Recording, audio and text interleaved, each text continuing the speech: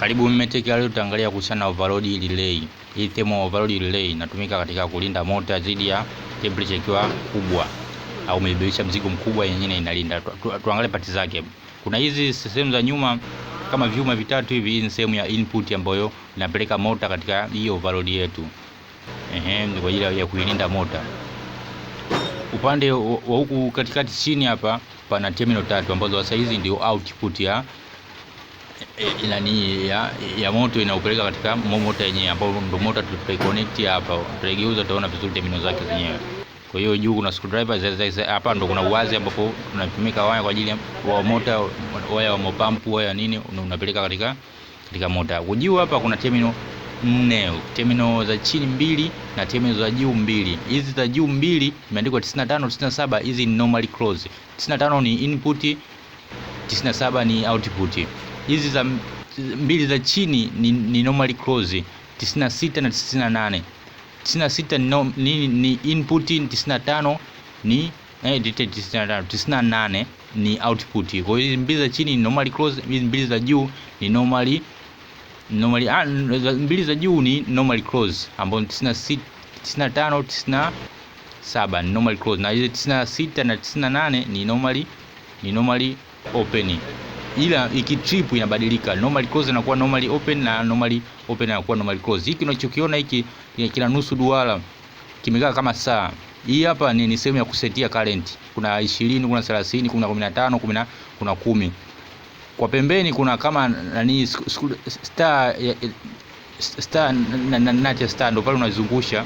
Ukipeleka kulia, manake kile kama kisaa kinazunguka kama mshale wa saa, unazunguka unaenda kulia na unaenda kushoto. Hasa ni vizuri kama mota yako inatumia current ya 20, basi usetia kwenye 21, usisetie kwenye 19.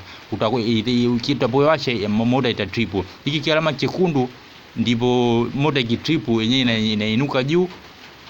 Kwa hiyo ukibonyeza, maana nini, yani ni sehemu ya kutrip. Ikitrip panainuka hiki kialama chekundu.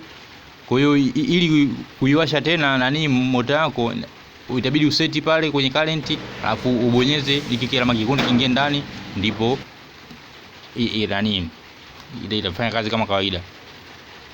Contact yetu ni ile pale unavyoona. Zile terminal za nyuma sasa ambazo zimekaa kama vyuma vitatu, ndio tunaingiza pale katika contactor yetu. Terminal zetu hizi hapa tatu unazidumbukiza katika contactor. Sasa tutavyoelezea kuhusu na contactor, utaifahamu vizuri contactor na hii overload kazi yake nini, na katika michoro sasa, katika sio tutaangalia vizuri.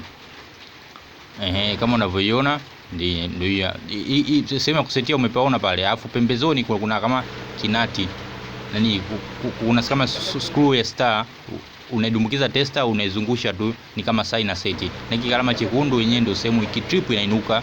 Kwa hiyo kuirudisha tena, maana yake unabonyeza inaingia ndani. Kwa hiyo sehemu ya kusetia pale ni hapo, unasetia current, kiwango cha current ambapo unahitaji mota yako itumie. Kama ni 20, basi setia 21, 22, ndo pembeni isikaribie hii 20, sababu ukiwasha mota tu hii nani overload itatrip.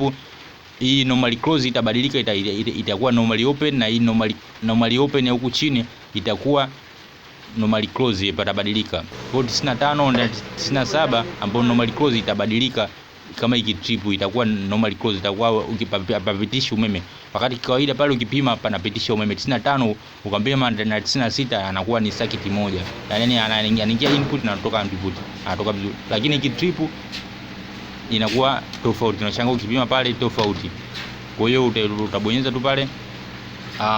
Tutakuja kuielezea sana vizuri katika upande wa mchoro, tutaangalia na theory yake ili tuweze kuelewa vizuri, na katika uundaji hiyo inavyotumika katika circuit mbalimbali, hasa circuit za ufungaji pampu za mota, ufungaji wa circuit mbalimbali kama doli na circuit kama starter. Tutakuja kuielezea vizuri, na contact yenyewe ndivyo hivyo, na yenyewe tutaielezea vizuri sana.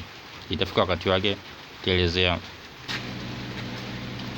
Kwa hiyo kama una swali unaweza ukauliza.